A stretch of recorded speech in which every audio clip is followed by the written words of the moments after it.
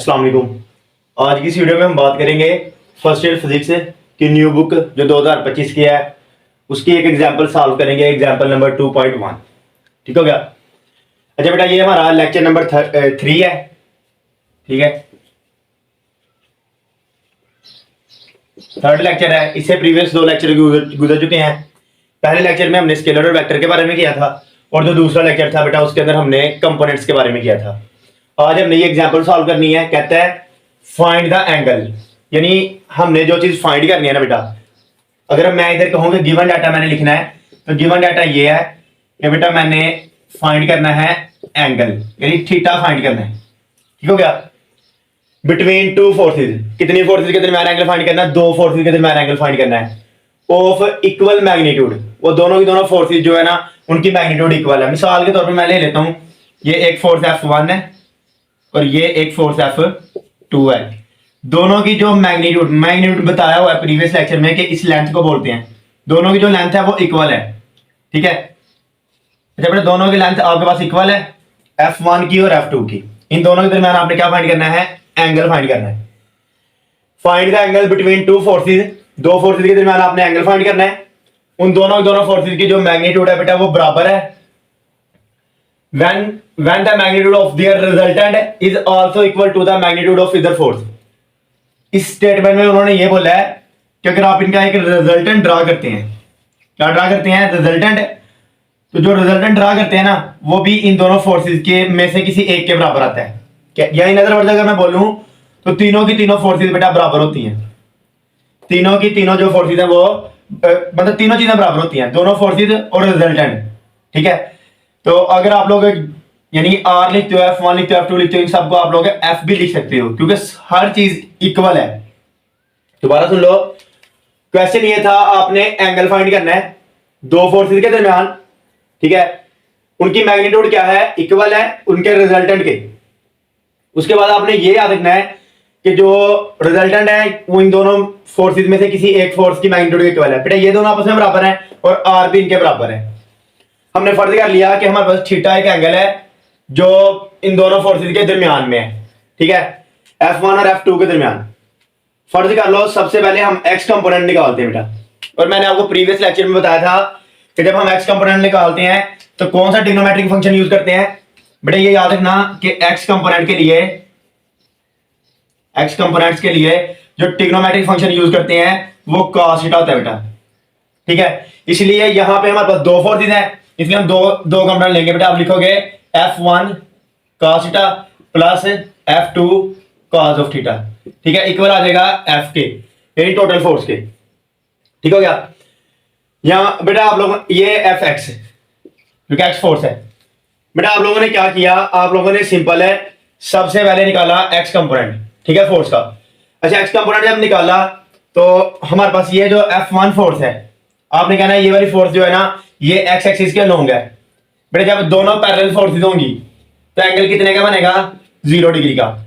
इसलिए उसने फर्स्ट में क्या पुट किया हुआ है? 0 डिग्री पुट किया हुआ है। इसलिए आपने करना है Fx equal to F1 cos 0 plus F2 cos theta. ठीक है बेटा, जैसे यहां तक कर लोगे आपको ये आइडिया है कि जो cos 0 है ना वो 1 के बराबर होता है। ठीक है, इसलिए आप लोग क्या करोगे? cos 0 की जगह पे 1 पुट कर दोगे, आपका आंसर आ जाएगा Fx equal to F1 plus F2 cos of theta. ठीक हो गया। इसके बाद बेटा हमने फाइंड करना है y कंपोनेंट। ठीक है, y कंपोनेंट फाइंड करना है। y कंपोनेंट फाइंड करने के लिए ना जो x कंपोनेंट फाइंड करने के लिए ट्रिग्नोमेट्रिक फंक्शन cos यूज किया जाता है। बेटा अगर हमने y कंपोनेंट निकालना हो यानी फोर्स का y कंपोनेंट निकालना हो तो आप कौन सा ट्रिग्नोमेट्रिक फंक्शन यूज करते हो? sin theta. बेटा आप लोगों ने cos थीटा निकाल लिया, मतलब x वाला कंपोनेंट निकाल लिया। अब y वाला फाइंड करना है। y वाला फाइंड करने के लिए भी सेम यही फार्मूला लिखोगे Fy is equal to F1 sin of theta plus F2 sin of theta. ठीक है क्या? यहां पे बेटा आप जब y कंपोनेंट निकालोगे आप कहोगे F1 जो है वो y के पैरेलल है, इसलिए यहां पे 0 का एंगल बनेगा। यानी एक फोर्स हम पैरेलल लेंगे ना तो दूसरी फोर्स के रिस्पेक्ट से एंगल निकालेंगे। तो यहां पे आप लोग 0 पुट करोगे, आप लिखोगे Fy बराबर है F1 sin थीटा की जगह आप लोगों ने पुट कर दिया 0 प्लस F2 साइन थीटा इसी तरह रह जाएगा। ठीक हो गया। उसके बाद आप लोगों ने याद रखना है कि जो साइन जीरो होता है ना बेटा वो जीरो ही होता है। ठीक है, तो यहां पे आप लोग जीरो पुट कर दोगे, ये सारा फैक्टर जीरो हो जाएगा, इसलिए एफ वाई किसके बराबर आ जाएगा, एफ वाई बराबर आ जाएगा एफ टू साइन थीटा के। ठीक हो गया। उसके बाद बेटा जो गिवन कंडीशन है कि दोनों की दोनों फोर्सेस की मैग्नीट्यूड इक्वल है और रिजल्टेंट भी इनके इक्वल है, इसलिए आप लोग यहां पे लिखोगे आर बराबर है F X is equal to F Y, यानी बेटा ये या एफ वन एफ टू आपस में बराबर है। तो रिजल्टेंट जब आप लोग इनका फाइंड करोगे बेटा आप लोग लिखोगे F is equal to F का square is equal to F X का स्क्वायर एफ वाई का स्क्वायर। बेटा रिजल्टेंट फाइंड करने के लिए ना जो कंपोनेंट दिए होते हैं ना इज इक्वल टू, यहां पे आप लोग लिख दोगे ना कि आर बराबर है एफ के भी, यानी ये सारे बेटा एफ के बराबर है। मैं समझा रहा ये चाह रहा हूं कि आपके पास एफ स्क्वायर है ना, ठीक है, एफ स्क्वायर हमने क्यों लिया है, हमने रिजल्टेंट फाइंड करना है। रिजल्टेंट फाइंड करने के लिए आप पहली वैल्यू का स्क्वायर लेते हो, कंपोनेंट एक्स का स्क्वायर लेते हो, कंपोनेंट वाई का स्क्वायर लेते हो, दरम्यान में प्लस लगा देते हो। ठीक है, अब बेटा यहां पे हमने इनकी वैल्यूज पुट करनी है। सबसे पहले हमारे पास आ जाएगा एफ का स्क्वायर इसी तरह आ जाएगा। एफ एक्स की वैल्यू क्या है बेटा, एफ एक्स की वैल्यू है एफ वन, ठीक है, प्लस एफ टू, ठीक है, cos थीटा। अच्छा बेटा एक छोटी सी बात इधर समझ लो, F1 बराबर है F2 के, F2 बराबर है F के, यानी तीनों तो बराबर है। जब तीनों बराबर है तो ये 1 2 लगाने की वैसे जरूरत है नहीं है, इन 1 2 को आप लोग खत्म कर दोगे क्योंकि तीनों फोर्सेस बेटा इक्वल है मैग्नीट्यूड में। अच्छा इसका स्क्वायर आ जाएगा, ठीक है, प्लस, ठीक है, आप लोग प्लस प्लस में आप लोगों के पास वाई वाला कंपोनेंट एफ वाई क्या है बेटा, एफ टू साइन थीटा, इसका स्क्वायर आ जाएगा एफ साइन थीटा का स्क्वायर आ जाएगा बेटा। ठीक हो गया।